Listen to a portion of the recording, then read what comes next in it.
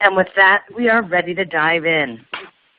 Today's webinar will be led by Todd Acevedo and Chris Geary. Todd is the Vice President of Cloud HCM Strategy, and Chris is one of our best solution consultants here at SAP SuccessFactors. Todd, the floor is yours. Oh, thanks so much, Jesse. It's awesome to hear the passion in your voice. It gets you fired up for the next 45 minutes of exciting product information. I hope as we dig into this, guys, you can follow along. I'm going to go kind of quick with my comments so that we can spend as much time as possible looking at Employee Central and some of the unique functionality that we're delivering to the field as we speak.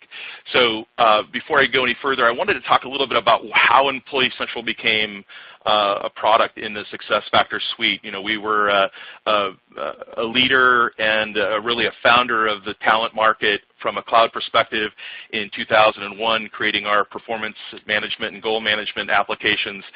And you know, for a long time after we started adding other applications, Lars and Aaron Au, our two primary founders, resisted the idea of creating a core HR system. They said, you know, what do we need another core HR system to record, you know, somebody's employee, their address and their tax ID numbers and all those demographic.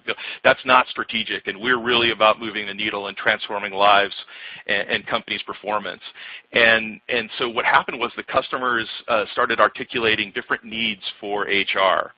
So as we go through this, you'll see a couple of things that we were thinking about when we started developing core HR, and these things have actually really been pronounced in the last couple of years with the economic recovery from the global financial crisis and some of the changes from a global perspective of the way businesses are being run. So Lars saw these things as an opportunity to create a unique next generation core HR system that included the ability for that demographic information and the processes within core HR operations to support HR leaders in advising senior leaders with things like M&A and assimilation / integration of M&A talent investments, divestitures, and some of the really fast-moving changes that are going on, and then to transform the HR strategy to be ready to react to that.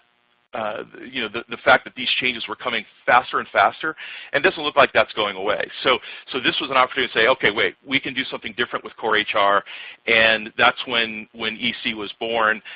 It's great that it's the most recent core HR product on the market.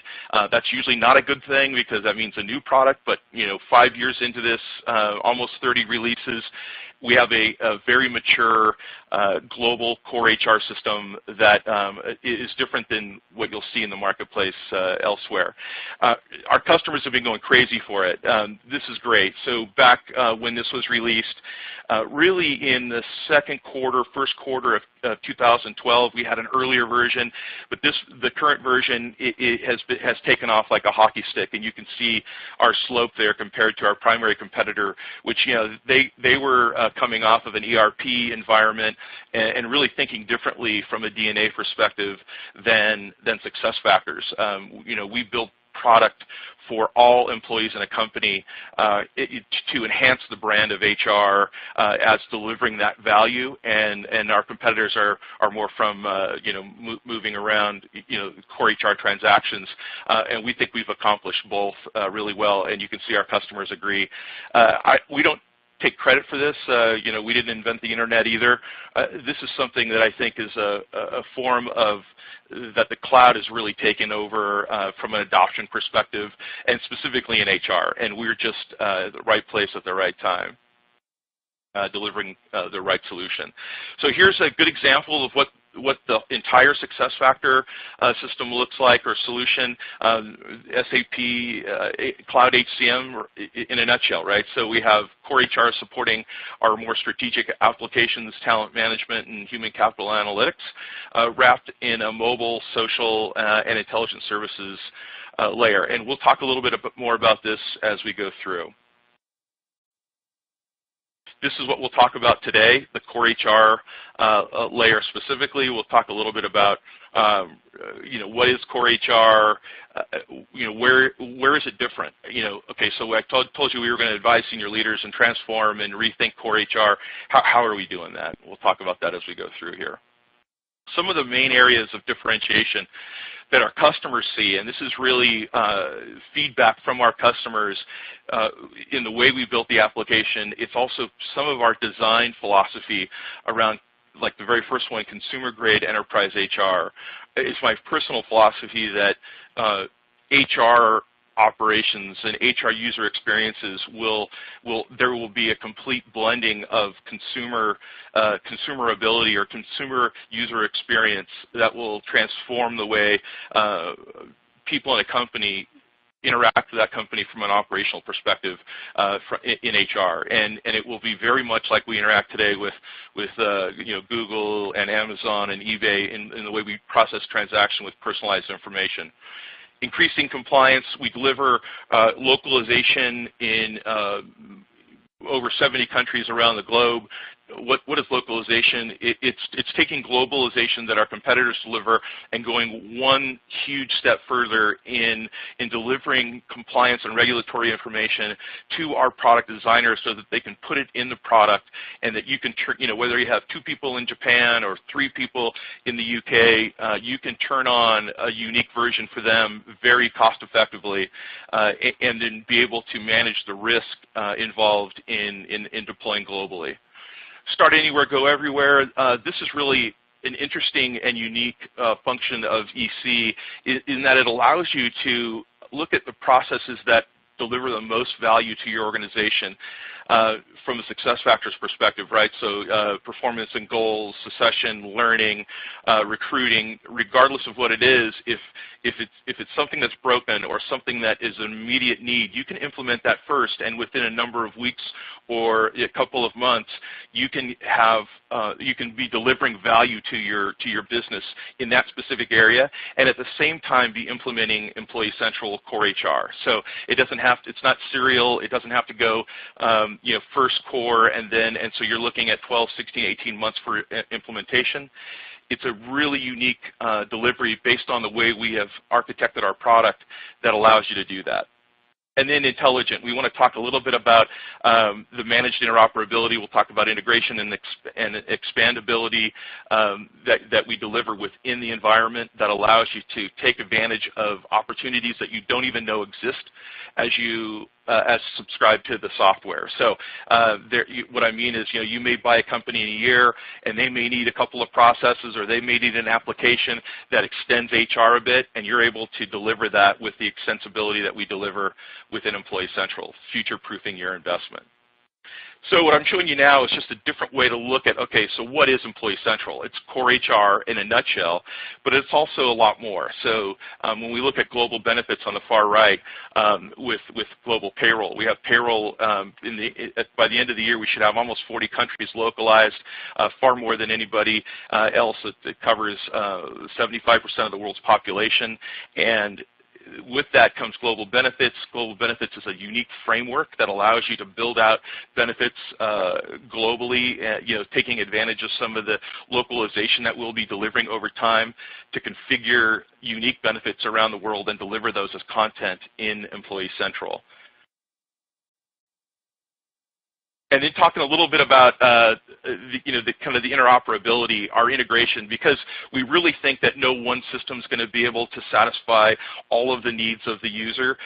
We're only as good as we can play in the sandbox with our fellow best-of-breed apps. And some of those things you can see here, we deliver prepackaged integration in the benefits arena, in the time and attendance arena, payroll as well. Recruiting and onboarding has a host of customers. We also are very backward compatible. When I say backward, I mean further into the business from an ERP perspective. We have a really close focus on a total workforce. So we made a best-in-class acquisition a few years ago at Fieldglass, and it's an amazing configuration of the two applications together, showing your entire workforce in an org chart and be able to differentiate between types of workers, but also being able to anonymize that when you look at how you staff projects or teams. And then this is a little bit more about supporting the local business. One of the things that I talked about when we talked a little bit about the decreasing risk is, what does that mean? We're really looking at we have 200 folks around the globe that help us look at what's unique about each country. It's not just things like specific benefits or regulatory compliance, like Brazil has I Social, that's newer, and we need to replicate that functionality in our application. But it's also things like best of breed functionality in areas where there's a lot of diversity, like in Scandinavian countries, there's a lot of women in leadership. Well, what are they doing right from a policy perspective in the way they promote and develop their teams so that they have that, and we can bring that to bear as part of our localization. Looking back a little bit at the innovation history, you can see how things have gone. Follow from left to right. We really went full-blown into the HRIS in 2012, and here we are in 2015 talking about total workforce management, global benefits. I want you to look forward with me a second into 2016. We have a couple of recent innovations, and this is really what I get passionate talking about, things like intelligent services and our business beyond bias. Intelligent services is a game changer for the industry. It's basically an HR bot that watches what users do in the system and can suggest click paths or process going forward. It also is an engine that enables SuccessFactors to communicate with the rest of your ecosystem by sending events to other systems, and those other systems in a Web 2.0 environment can consume those events and then create a transaction in that other non-SAP system, if you will. Think of this as IFTTT. It's a common consumer application called If This Then That. You can build very simple recipes that say if an employee changes an address, do I want to ask them a question about a qualifying life event? Or if somebody gets promoted into a new manager role, do these four things, because everybody, when that happens, these four things are happening every single time. So it's an automation tool, much greater than workflow. One, because it lives outside the SAP system as well, and another because it's actually learning and suggesting alternatives as you go through as a user. And then finally, I wanted to end with business beyond bias and then talk a little bit about Employee Central Service Center. I'll turn it over for the demo. Business beyond bias is, to me, one of the most important things that we're doing at SAP, and it's a real focus of everything we're doing in all of our product suites, and even the way we run our own HR and develop our own leaders here. We're looking at ways. Okay, so that's great to think. Okay, SAP has this program. Lots of big companies have programs, but what does that mean? We're looking at how organizations are structured. How are we structured? Who applies? Who gets hired? And how people are managed, developed, and rewarded and promoted. And we're looking at where the bias is in those areas.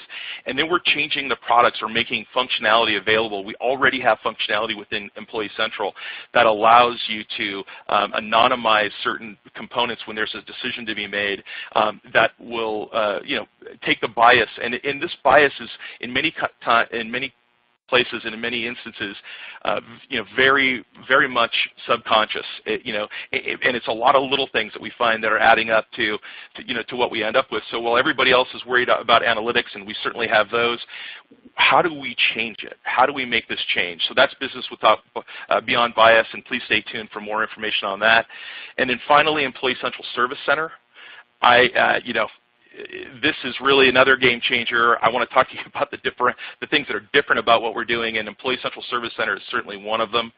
It's taking HR content and delivering it to the employee at the time of transaction so that they can complete an employee or manager self-service transaction without picking up the phone, without putting it into a Tier 1 transaction. So it's really refining HR operations, but at the same time, creating that engagement, because employees now expect to be able to get that personalized information delivered to them at the time that they need it.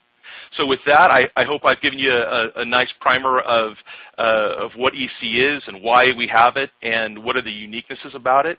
I'd love to turn it over to Chris and let her tell you all about it. Great. Thank you so much, Todd.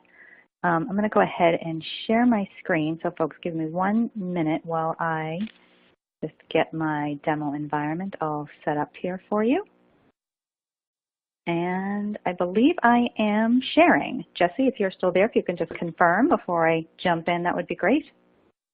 Absolutely. Yep, we're buffering at the moment, but give us, oh, and here we have visibility. It's your show. Wonderful. Wonderful. Thank you. Thank you so much. And thank you, Jesse and Todd. And thanks to all of you folks for joining this webinar today. We're really excited that you have some interest in understanding more about our Employee Central application. So Todd did a great job of positioning some of our differentiators, some of our strengths in our application, and just wanted to take some time to give you an overview of the solution. Obviously, we have a very deep functional core HR application that we could spend a lot of time really drilling in. Obviously, we don't have a lot of time today, so I'm really just going to hit some of the highlights. And what I thought I would do is show you a few different flavors of different types of transactions. So first we're going to take a look at what are some of the typical transactions that an employee would need to initiate. Simple things like how do I search the org chart? How do I go ahead and initiate an address change or request time off? We'll then go ahead and take a look at a manager's perspective. So how does a manager who's busy day-to-day on the job, how does that manager get into the system and do some simple transactions? How do they initiate a job change or a compensation change for one of their direct reports? How do they potentially terminate an employee? We know, unfortunately, that happens from time to time where a manager may need to terminate an employee. So show you how that's very easily accomplished in the solution. And then lastly, we'll take a look at, from an HR business partner's perspective, how does that user make sure that things like workflow are not being stalled? How do they do things like maybe initiate a batch change or a mass change? Maybe your organization is going through a change. Maybe a group of employees from one location are being relocated to another location. So showing you some of those typical transactions that those HR users can manage very, very easily through our Employee Central product. So I've gone ahead, I've logged in as an employee here, Jada Baker. You see my name up here in the corner. Jada is an employee. We can actually see as Jada first logs in some information about Jada. She's a program manager. So Jada is very busy with her day-to-day job. She has a lot of responsibilities. So as an employee, when she needs to do some simple things like make an address change or request time off, we need to make sure that the system is providing a very easy-to-use, intuitive application so Jada can get in and quickly make those transactions so she can get back quickly and focus on her job as this program manager. So when Jada first logs into the system knows who Jada is through our security and permissioning model, and the system knows exactly what type of data Jada needs to have access to, as well as what functions in the system. Now, we're obviously here today talking about our Employee Central application, but our platform is a whole recruit to retire.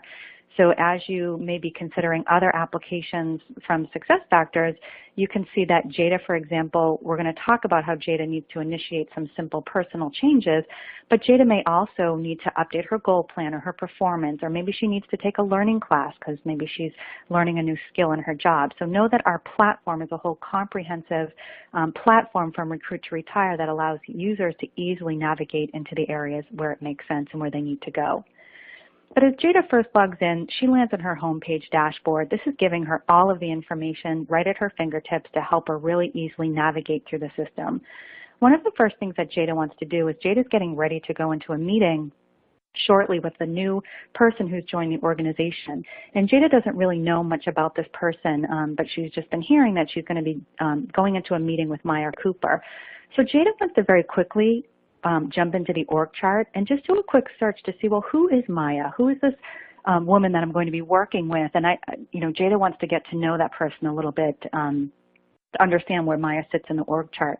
So when Jada jumps into the org chart, she's able to see a visual representation of the entire hierarchy of her organization. Here is Jada and where Jada sits. Jada happens to have some direct reports, but Jada can be navigating up and down the org chart in her organization to really understand quickly who it is that she's working with. So in this case, she knows that she's going to be having a meeting with Maya Cooper, so she wants to do a quick search in the org chart to see who Maya is, where Maya sits in the company, and have a little bit of context in terms of who Maya is.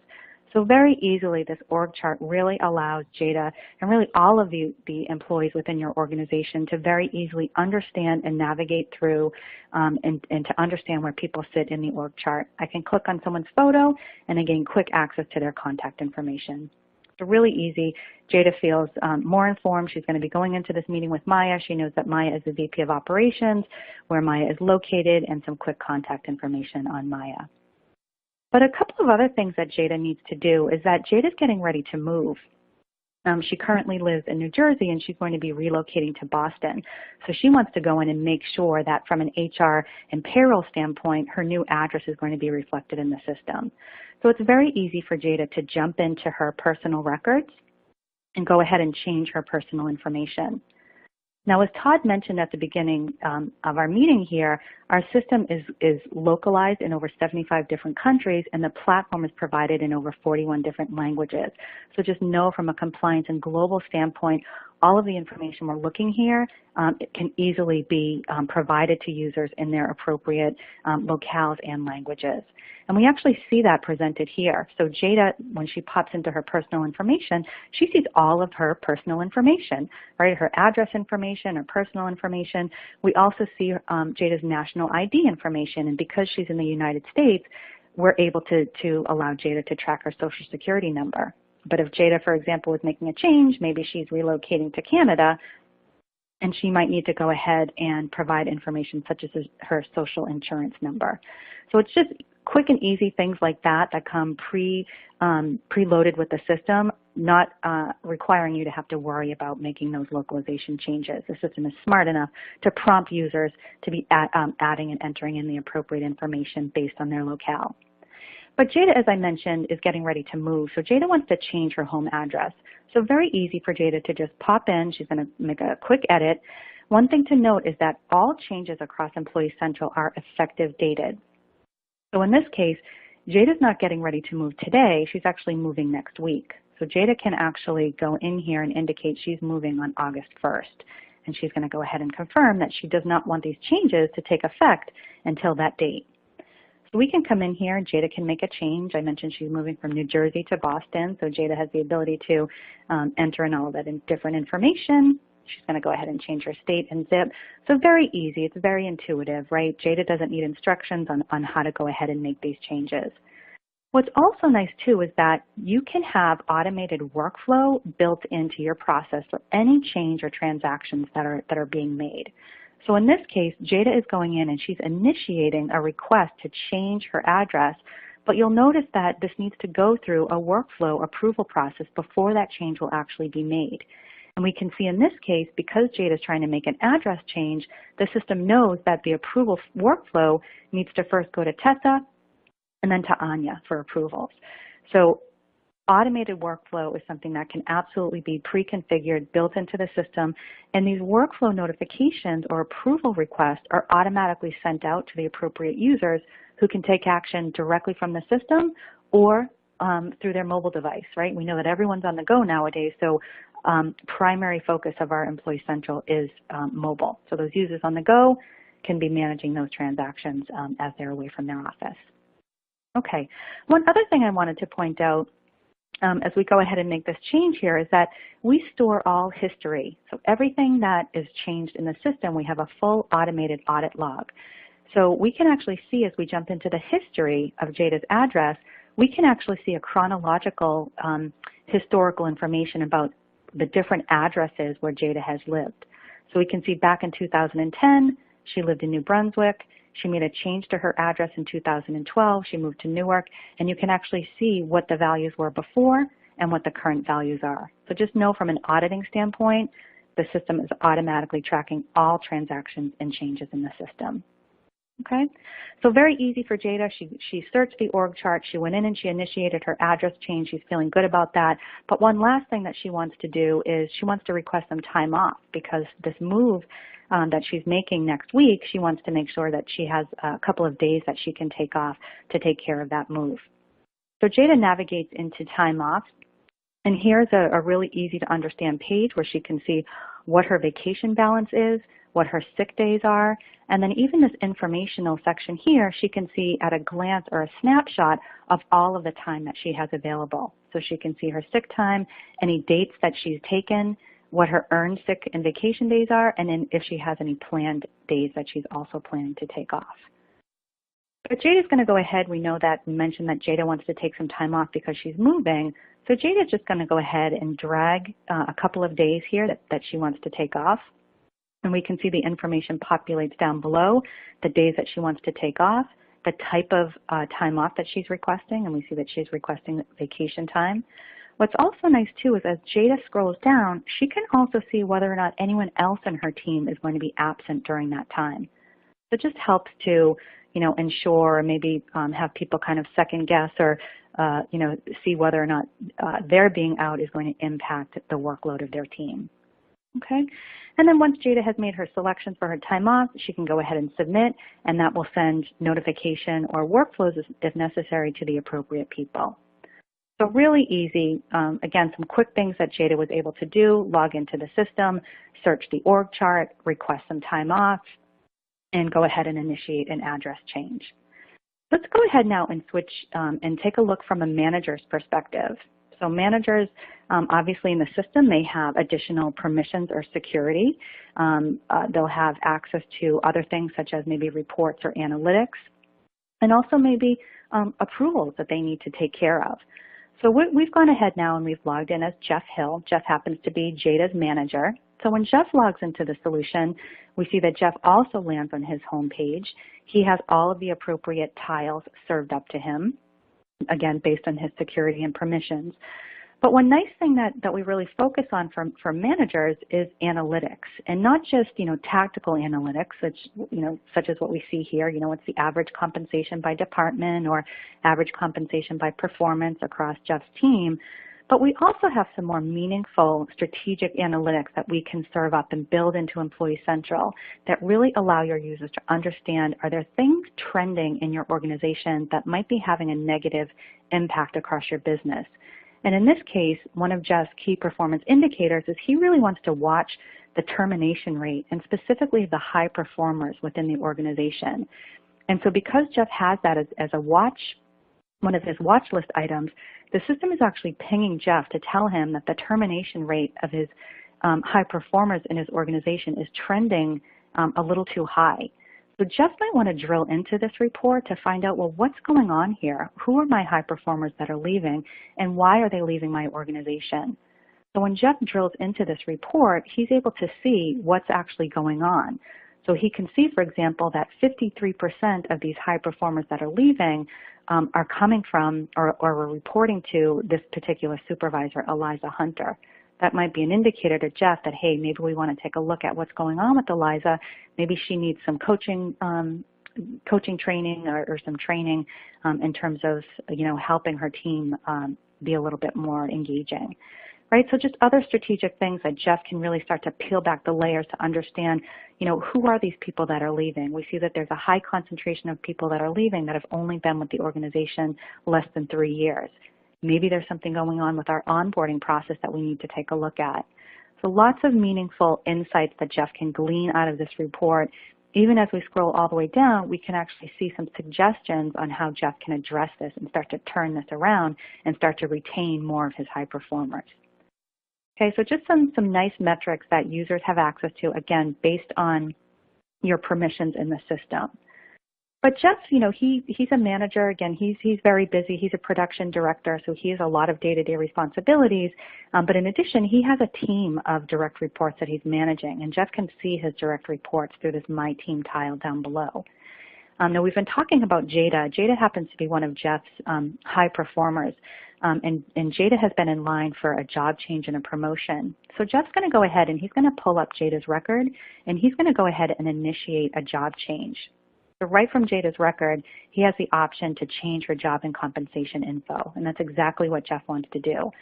Jada's been working really hard. She's been in line. There's a job that's opened up. Jeff wants to go ahead and transition Jada into this new role. So the system is very intuitive. Jeff doesn't need to know codes. He doesn't need to pull up spreadsheets or know HR lingo or transactions. It's very user-friendly.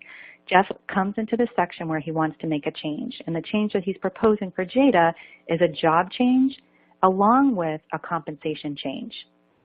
So all Jeff needs to do is select these two options, and then the system presents itself with the fields that Jeff needs to change down below. Now, just like we saw when Jada was making a change to her address, everything is effective dated. So in this case, Jeff might be promoting Jada, but that's not going to take effect until October 1st. Right? So again, we can effective date all of these transactions in the system. Now, in addition, because Jeff selected a job change, it's presenting Jeff with the fields that he can go ahead and change. So in this case, we're changing Jada from a program manager, and we're just going to let's pick a job here that she's transitioning to, an external workforce director.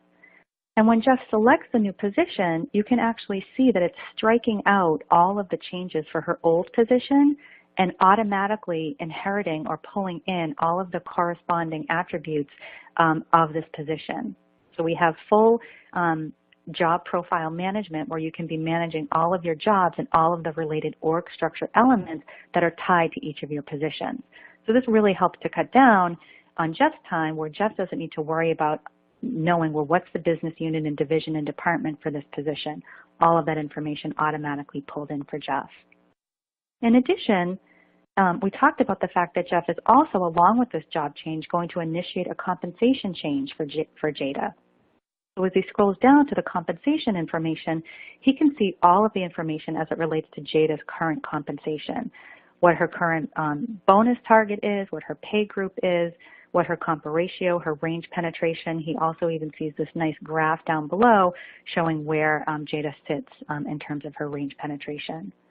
But Jeff wants to go ahead. He can actually see that currently Jada is paid this amount semi-monthly, and he wants to go ahead and he's going to give her an increase. So he's going to just pop into this little calculator. He might not know the exact change amount, but he knows he wants to give her a 10% increase. It automatically calculates that amount, and Jeff's going to go ahead and apply that to Jada's compensation. When Jeff is done with this quick change, when Jeff clicks submit, again, the system is going to know what is the specific workflow and approval path that we need to pass this transaction to, so that Jeff doesn't need to worry about following up with the appropriate people to make this change. So when Jeff submits this change, he can go ahead and view the workflow participants. He sees that there's 3 people that are going to be involved in making the determination whether or not they approve this change that Jeff is initiating. And then Jeff can go ahead and confirm that change, and all of the appropriate people will be notified. Okay, so really easy for Jeff. He was able to log into the system. He was able to quickly identify some reports, some key areas of concern within the organization. He also was able to make that change to one of his top performers, Jada, give her that job change and compensation change. And then one last thing that Jeff needs to do is, unfortunately, he's been having a little bit of trouble with one of his direct reports, James Klein. And unfortunately, he's at the point with James where he actually needs to terminate James. So very easy for Jeff to go ahead and do that. One of the first things that Jeff wants to do is he's going to take action, and he wants to go ahead and quickly view the disciplinary log, because he has had some prior conversations that he's documented with James about some concerns that James has had as an employee.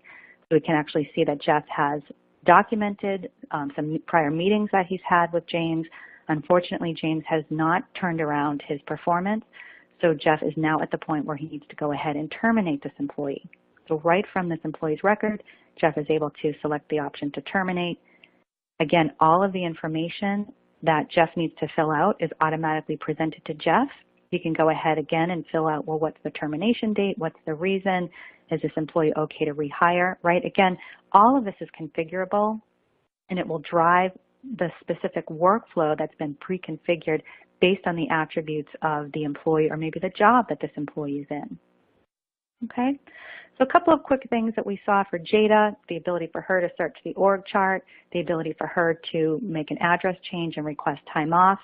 We now just looked at Jeff as a manager, Jeff's ability to see some quick reports, the ability for Jeff to take action on his team, to do some simple things like a job change, a compensation change, even the ability to terminate someone, and we saw how very easy it was for the user, the manager in this case, to make those changes.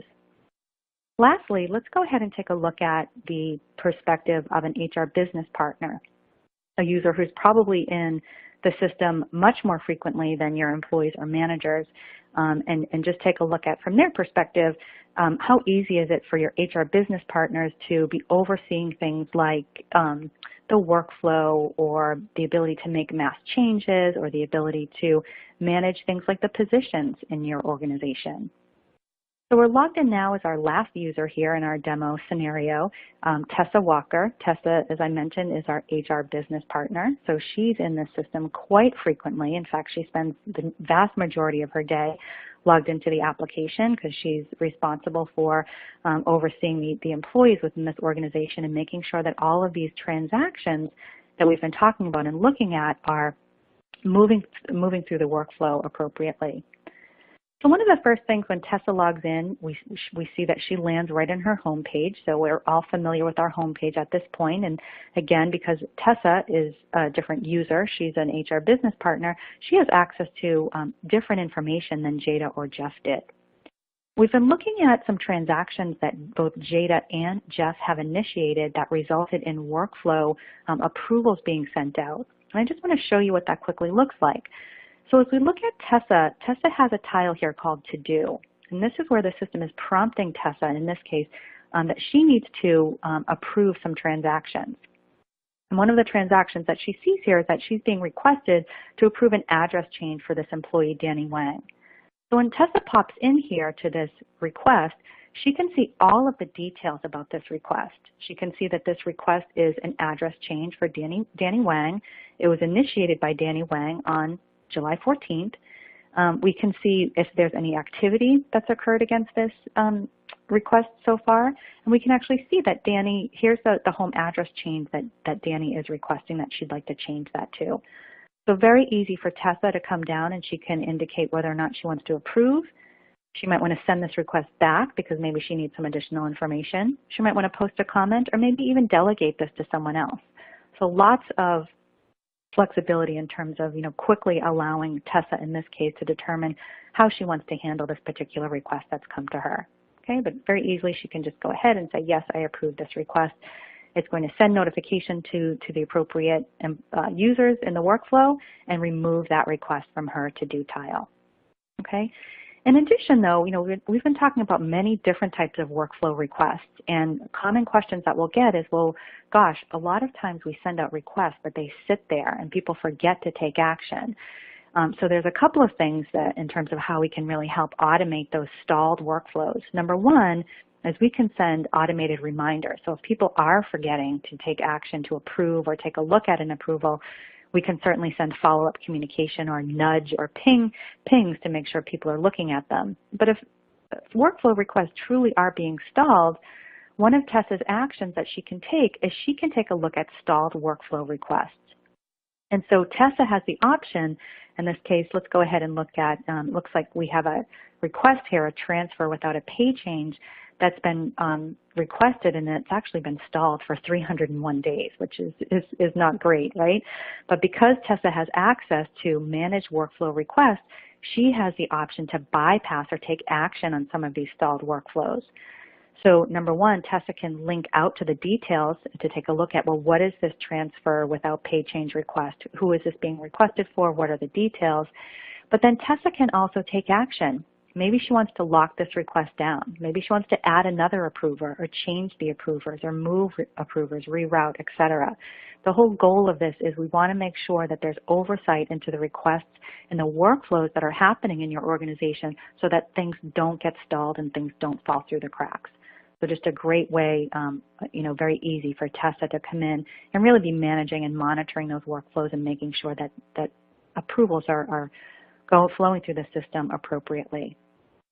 One other thing that Tessa has access to do is from time to time, there's some mass changes that she needs to manage in the system. A lot of times new locations are opening up in this organization, and we need to take a group or maybe a department of employees and move them from one location to another or one division to another. So Tessa is easily able to manage those mass changes through Manage Mass Changes. So when Tessa comes in here, what she's able to do is, in this example, Tessa has a group of employees that are moving from one location to another.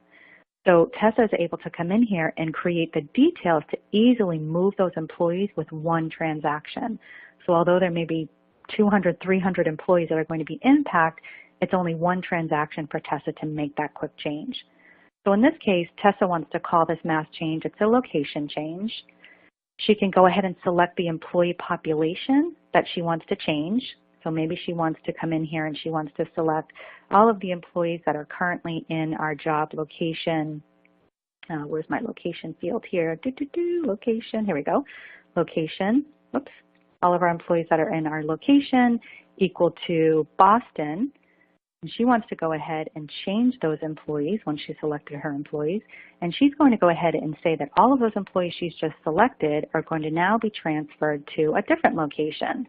So she's going to select the field, and she's going to change their value from Boston to, maybe they're relocating to Chicago. Go ahead and search that. Oops.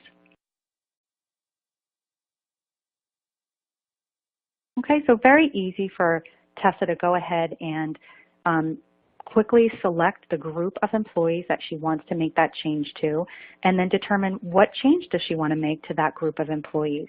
Very easily, she can go ahead and either save this transaction, that maybe she wants to just save it to run later, or save and initiate right now.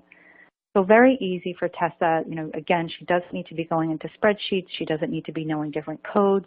Very user-friendly, very easy for Tessa to come in and be making those mass changes. And then finally, one last thing that Tessa also wants to take care of as she's in the system right now is to look at the position org chart. We saw earlier where Jada, our employee, was able to search the org chart and look for different people within the organization. She was able to go up the hierarchy, down, and really get a visual representation of the people in the organization and where they sit. But what's also nice about Employee Central is that Tessa has the ability to look at that same org chart, but from the position view. So in the position view, we're able to look at all of the positions within the organization. Again, we can still go up and down the chain. We can see how many full-time equivalents are in each position and whether or not even a position allows for multiple employees. So very easy, for example, if Tessa knew that she needed, and I'm just going to make this a little bit bigger for you folks on the line to see this, but maybe Tessa has a position, for example, this managing director of operations, and maybe Tessa wants to go ahead and maybe she wants to add a lower level position or add a peer position. So obviously very frequent from time to time, you may have positions in your organization that either are changing, you're adding new positions. Very easy for your users, whoever you give permission to do this. It doesn't necessarily have to be your HR business partner, but anyone can come in and add a new position to your org chart. Now, just like we saw on that example when Jeff was going in and initiating that job change for Jada, the system is going to help this user, Tessa, drive through the specific changes that she needs to make, all driven through the org chart, or the org units, I should say, for each of the positions in your organization. So just another way to help, reinforce position management if that's something that you do have across your organization, and allowing users that have the appropriate permissions to go ahead and be manipulating or making changes to positions as needed. So hopefully you saw from our 3 different scenarios, from our employee view, our manager view, and our HR business partner, that the system is very engaging. It's simple to use. I don't need training to know, how I need to get in and manage and navigate through the system. It's global, as we talked about, and localized to over 75 different countries and 41 different languages. And then finally, one last thing that we've pointed out is just strategic and meaningful analytics. We like to think of our analytics are just in time, pushed out to users at the appropriate place and time in the application. So I hope that gave you a good overview. I think, Jesse, we have about 10 minutes left, so we wanted to make sure we left time for Q&A. So I'll turn it over to you and Nick for questions. Excellent. Yes, and as Chris has mentioned, we have a special guest star here to help us out with Q&A. We've got Nick, how do you pronounce your last name? McIlvaine? McIlvaine, yes, well done. Excellent. Well, so Nick here is the Global VP of Solution Architecture and Advisory for Employee Central. It's really nice to have you here, Nick. Oh, thanks for the invite. Absolutely. All right, so let's jump in on some of these questions we've got in here. How long does it take to implement EC? Okay, well, one of the most common questions that we get, and of course the answer is as always, it depends. So I'll give a few different answers. So when I'm asked that question, knowing nothing about the client, my typical response is on average 9 months, give or take 3. So I would say most of our implementations are between 6 and 12 months. Now that said, we have some customers that have gone live in 10 or 12 weeks. I don't usually recommend that, but in some cases that's been done. And then we have other clients that have, in excess of 100,000 employees in 150 countries, and they're migrating from 150 HR systems, and that could take 1 or 2 or 3 years depending on deployment models. So there's, but I would say typically my standard response is 9 months, give or take 3 for the majority of clients. That's wonderful. Okay, our next question. Is EC good for certain size companies or verticals or certain countries? Okay, yeah, so a couple thoughts on that one. So Employee Central is a few things. So one is it is designed to meet the needs of large, complex, global organizations. It is not a product that was designed for small companies or big companies or the U.S. marketplace. It is designed to be hugely flexible.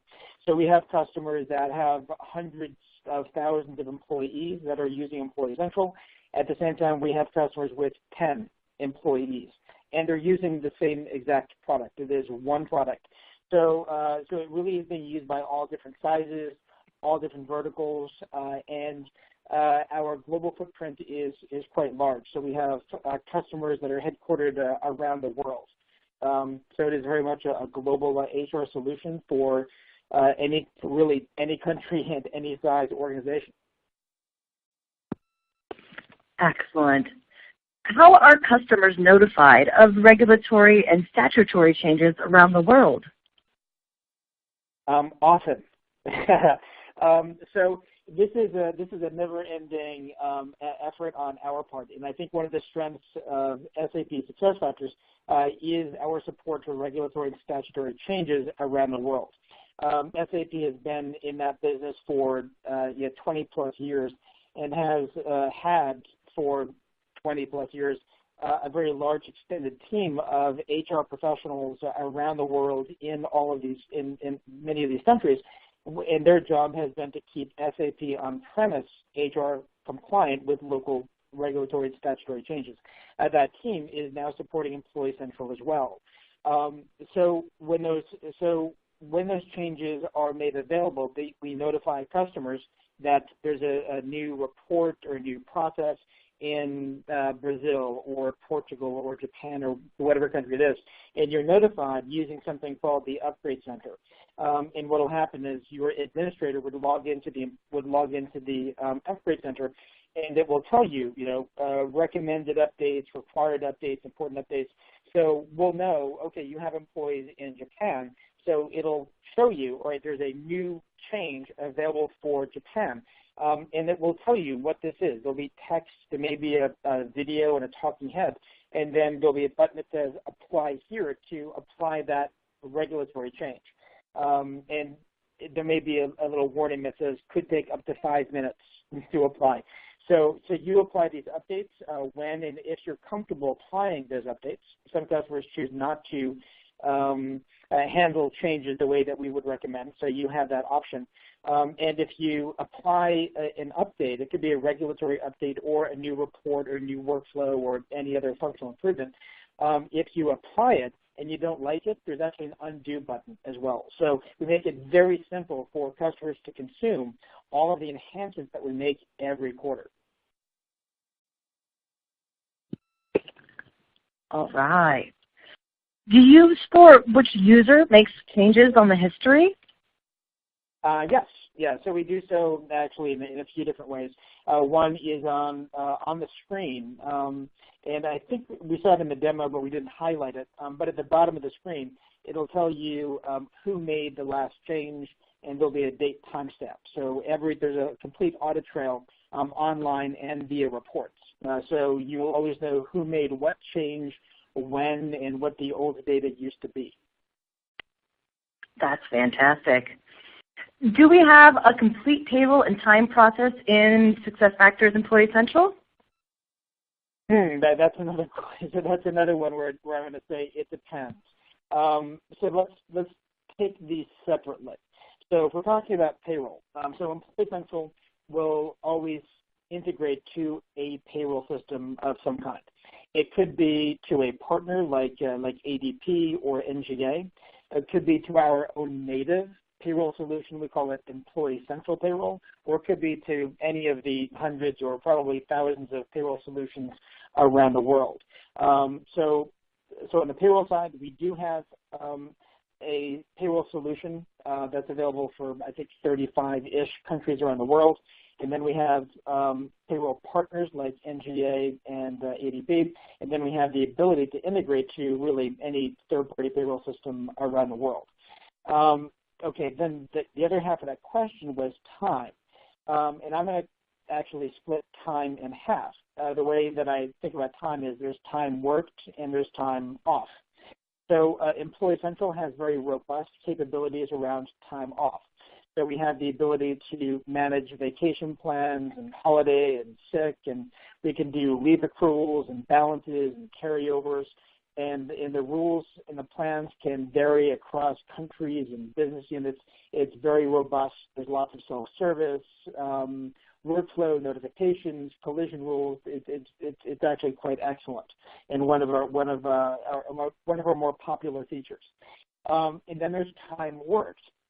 For time worked, we do have some what I'm going to say basic time management capabilities for employees to indicate that I've worked 8 hours today, or I've worked 11 hours, 3 hours for overtime. So we do have some basic capabilities around timesheets. This is a big area of investment for us. So this is an area that we will be continuing to enhance significantly over the next few years. So the short answer is we do have some basic time entry capabilities within Employee Central, and it is an area that we are investing in. Excellent. We've got 5 minutes left, and we're going to get to as many of these questions as we can. Next in our list is, what other options are there for payroll? Actually, I think I've already answered that one. So what I find, so with most of the Employee Central customers that I work with, they usually have, the strategy is usually to get global HR up and running. Usually the driver is we want to have one single one global system of record for HR. Get every country, every business unit into one global HR solution, and then we'll look at payroll. So what I typically find, but not always, but what I usually find is that the driver is to fix core HR and then to tackle payroll. So usually phase one is get Employee Central up and running and then integrate to whatever payroll systems are in place today, and then look at consolidating payrolls. It could be into Employee Central payroll. It could be with a partner like NGA or ADP, but that's I would say often a phase two. But every Employee Central customer does integrate the payroll, whether it's our own payroll or SAP on-premise or ADP or NGA or some other third party. Excellent. Does the admin alert tile still something with the new homepage? Does it still appear, I guess? Yes. So we continue to enhance the UI for SuccessFactors and for Employee Central, but the content, the tiles that we had previously will be available in the new UI as well. Excellent. And as it relates to time off, this one has different jobs that accrue time differently. Is there a way that Employee Central will be flexible enough to deal with the different work schedules that this company has? Yes, yeah, absolutely. Yeah, so the time-off capabilities, as I mentioned before, are quite robust and designed to meet the needs of large, complex global organizations. So, it may be that work schedules are different in different countries or different business units. The holiday schedules may be different, the rules may be different, and all of that is accommodated by the time-off capabilities within Employee Central. Excellent. And how do we manage pick lists in Employee Central? So that's a standard feature. So you have the ability at the field level to determine what is the format of the field. Is it free form? Is it pick list? Is there a table behind that? Is it a required field? So the administrator would have the ability to determine which values are available in the given pick list. Excellent. Well, I'd like to take this quick moment to promote our next demo in the series. There's a link in the left side of your console under resources for a link to our Learning and Jam demo, which is coming up in 2 weeks on Thursday, August 11th. I want to hand it quickly back over to Chris, who may have a few sparkling words to say about our very quick upcoming Success Connect 2016. Yes, and Jesse, I'm so sorry. I lost that slide with the date on it. If you could, I don't know why I'm not seeing that. It's August 29th through the 31st. Thank you. Yes, thank you, Jesse. Yeah, so hopefully you can all see this. Sorry about that, folks. Yeah, so absolutely wanted to talk about our Success Connect conference that we have coming up here at the end of August, August 29th through August 31st in Las Vegas, Nevada. Hopefully you on the line would have a chance to attend. It's a wonderful conference, gives you fantastic opportunities to network with other SuccessFactors clients, specifically in EC, and get a chance to learn a lot about what we're doing in terms of product innovations and planned roadmap. So please, if you have any interest, please click on that link there to get more information. We'd love to see you folks there. Excellent. Outstanding. Well, I want to say a big thank you for joining us today. A super thanks to our speakers, Todd Acevedo, Chris Geary, and Nick McIlvaine. And to you, our audience, we thank you for your time and participation.